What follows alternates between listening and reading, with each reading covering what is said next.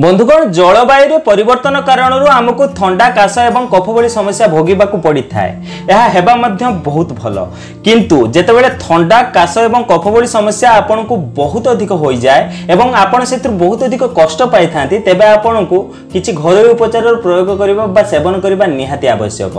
Medicine ठू दूरे रहंतु आपन कोनोसी भी घरोई उपचार निहाती ट्राई करंतु। बंधुगण प्राकृतिक उपाय जदि आपन आपन शरीर को ठीक रखिबे तेबे आपन को कोनोसी भी मेडिसिन आवश्यकता केबे भी पड़िबो नाही। बंधुगण थंडा भली समस्या जदि हमको बहुत अधिक हो जाए सेति पय हमको बहुत अधिक काश होई थाए आम छाती रे कफ बसी जाए एवं आम आखि एवं नाकरु पानी गड़िबा को लागे एमिति परिस्थिति रे हमको बहुत अधिक कष्ट अनुभूत होई थाए। तेबे आज मु आपनको पय एमिति एक प्राकृतिक घरे उपचार नै आसीछि जा प्रयोग द्वारा आपनको कोल्ड बा थंडा भली समस्या सब दिन पय दूर होई जिवो। घरोई सामग्री रो प्रयोग करी आमे एही उपचारटी को बनेबा सेति पय आपनको अनुरोध वीडियो को शेष पर्यंत निहाती देखंतु। किंतु ता पूर्व मु आपन मानु कहि रखिबि जे आपण माने ए जे हम चैनल को सब्सक्राइब करना आदि तबे तळे थिबा सब्सक्राइब बटन ऊपर क्लिक करी हम चैनल को सब्सक्राइब करि नियंतु एवं पाखते नोटिफिकेशन बेल ऊपर निहाती क्लिक करंतु। एहा द्वारा हम जो नूतन वीडियो अपलोड करबी ता नोटिफिकेशन आपण माने प्रथम पाई परिबे एवं हम चैनल माध्यम रो बहु किछि शिखणीय जिंस आपण माने सिखिबा को पाइबे। बंधुगण आजिरो एही घरोई उपचार को बनिया पय आपण को आवश्यक 200 ml पानी। बंधुगण आपण 1 ग्लास पानी रो आपण एथिरे व्यवहार करंतु। नॉर्मल पानी रो मु एथिरे व्यवहार करी अछि। बंधुगण एथिपाई आपन को द्वितीय सामग्री आवश्यकता पड़िबो ताहा अटे 2 इंच लंबर एक अद्दा। देखंतु अद्दार मु चोपा काढी देइछि। अद्दा आपनकर थंडा काश एवं कफ भली समस्या को दूर करिया पई केते अधिक लाभदायक एहा तो आपन समस्त जानिथिबे। पण एहा हम शरीर पई बहुत अधिक गरम होइताय सेति पई थंडा काश एवं कफ भली समस्या पई बहु पुरातन काल रो लोक माने अद्दार प्रयोग करि आसुछंती। आपन एमिति 1 इंच लंबर खंडे अद्दा नियंतु एवं ताहाको भलो भाबे कुटी दियंतु। देखंतु बंधुगण मु एहाको भलो भाबे कुटी देइछि। एबे आपण एहाको एही पानी रे पकांतु। एबे बंधुगण आपण को एथि पय द्वितीय सामग्री रा आवश्यकता पड़िबो ताहा अटे पानपत्र। बंधुगण पानपत्र रे एमिति तत्व मिलथाय जहां हम शरीर को गरम पहुंचाई थाए। एहा हम वात पित्त एवं कफ को नियंत्रण रे रखि थाए। बंधुगण एही उपचार पय आपण पानपत्र रो प्रयोग निहाती करंतु।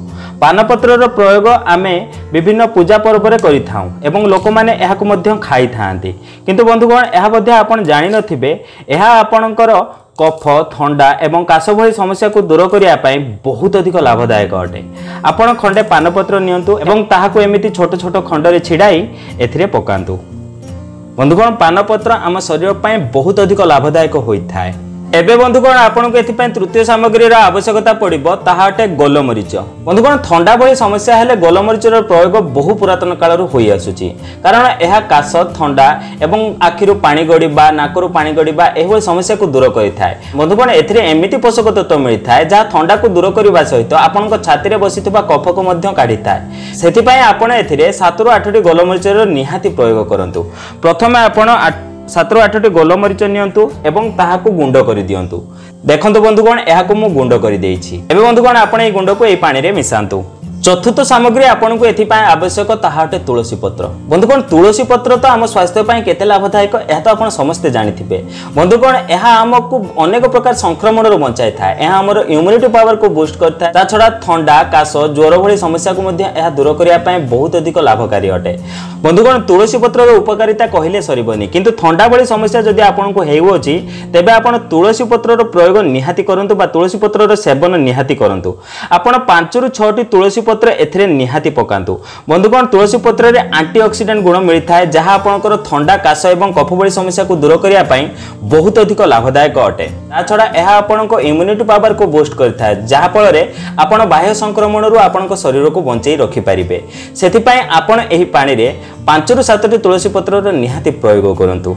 एबे बंधुगण शेष सामग्री आमे एथिरे मिसेबा ताहा अटे गुड़। बंधुगण गुड़ तो आपन को बहुत सहज रे आपन को लोकल मार्केट में मिल जिवो किबा आपन को घर मिल जिवो। बंधुगण गुड़ आम पाचन क्रिया को शक्तिशाली करथाय। ता छडा एहा हमर थंडा काश एवं कफ भली समस्या को दूर करिया पय मध्य बहुत अधिक चमत्कारी अटे। एथि पय आपन एथिरे 1 चमच पाखापाखि गुड़ रो प्रयोग निहाती करंतु। बंधुगण गुड़ आम स्वास्थ्य पय बहुत अधिक लाभदायक अटे। सेति पय आपन एथिरे 1 चमच गुड़ रो निहाती प्रयोग करंतु। एबे बंधुगण आपण एहाकु सेते पर्यंत फुटांतु जेते पर्यंत आपण 1 ग्लास पानी नैथिले जेते पर्यंत पानी फुटी फुटी आधा ग्लास न होई जिवो सेते पर्यंत आपण एही पानी को फुटांतु। तेबे चलंतु पानी आधा हला पर्यंत एहाकु आमे फुटिबा पई छाडी देबा। बंधुगण पानी फुटी आधा होई गला परे आपण गैस बंद कर दियंतु। एबे बंधुगण आपण एहाकु दुईटी जगह रे छाणी नियंतु जेमिति आपण दुई थर एहार सेवन करि परिबे। तेबे आमे एहाकु दुईटी कप रे छाणी नेबा। जेते बेले भी आपण एहार सेवन करिवे तेबे एहाकु हल्का गरम करि नेबे। बंधुगण जेबे भी आमे एहार सेवन करिबा तेबे सेतिरे आमे आउ एक सामग्री ऐड करिबा ताहा अटे हनी बा महू। बंधुगण 1 चामच महूर प्रयोग आपण एथिरे निहाती करंतु। महू मध्य आपणक स्वास्थ्य पाए बहुत अधिक लाभदायक अटे एवं आपणक कफ एवं काश भली समस्या को दूर करिया पाए मध्य बहुत अधिक लाभदायक होइता है। सेति पाए महूर प्रयोग आपण एथिरे निहाती करंतु। ता छडा महूर प्रयोग कले एहर स्वाद टिके भलो लागि थाए सेति पाए आमे एथिरे महूर प्रयोग कले। बंधुगण एबे आपणकर एही उपचार बनी प्रस्तुत। देखंतु मु जो 1 ग्लास बनेथिली सेतिरे मु 2 कप एहाकु बनै नेछि। थरे मु एहाकु सकाळ बेला सेवन करिबि थरे एहाकु मु संध्या बेला सेवन करिबि। कोन दुई टाइम आपण एहर केवल 2 रु 3 दिन सेवन करंतु देखिबे आपणकर थंडा काश एवं कफ भली समस्या सब दिन पय दूर होई जिवो। या बंधुगण बहु पुरातन एवं बहु परिचित घरोई उपचार अटे। एथिरु आपणकु कोनोसी क्षति पहुंची न थाए। बंधुगण जदि आपण थंडा भली समस्या पय कष्ट पाउ अछंती एवं आपणको आखिरु पानी गडु अछि आपणको नाकरु पानी गडु अछि एवं आपणको काश बहुत अधिक हो अछि तेबे आपण एहार निहाती ट्राई करंतु देखिबे आपणको 100% रिजल्ट मिलिबो। बंधुगण एथिरे व्यवहृत समस्त सामग्री हम स्वास्थ्य पय गरम होई थाए सेति पय एहा ठंडा को काटी थाए। बंधुगण एहा हम वात पित्त एवं कफ को नियंत्रण करबा सहित हम ठंडा भली समस्या को सब दिन पय दूर करि थाए। जदि आजिर एही वीडियोटी आपनकु टिके भल लागते त गोटे लाइक करंतु एवं एमिति प्रकार वीडियो देखा पय हम चैनल को सब्सक्राइब करंतु। तेबे बंधुगण आज पय एतिकी पुणी देखा हबो नूतन सुंदर अध्याय सह। धन्यवाद।